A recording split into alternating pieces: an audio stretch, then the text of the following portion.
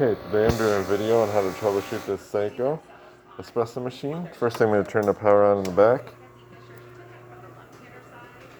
Then I'll press this to go into test mode. So once again I pressed here, here, as it was first turning on. And then today I'm going to test the pumps. This machine seems to have a bad pump. And so I'm going to go down.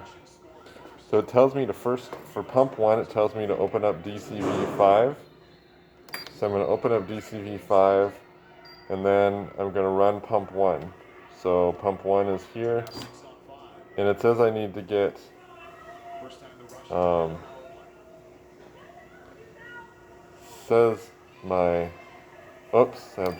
sorry, I just messed up.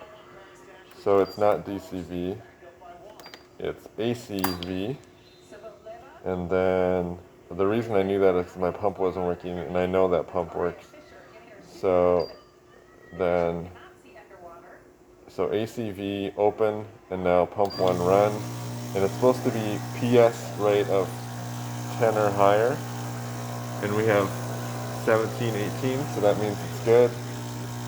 So we'll stop the pump, and then we're going to check pump 2. We're going to turn off ACV, and then we're going to open DCV5 according to the manual, and then the service manual. Then we're going to go down and run pump 2. And you can see we have nothing. So that leads me to conclude that pump 2 needs to be replaced. It might be clogged, but almost certainly it needs to be replaced. So thank you for watching with Kanen Coffee. Please like our videos below. If you'd like to see more videos like this, please subscribe to our channel. Thank you.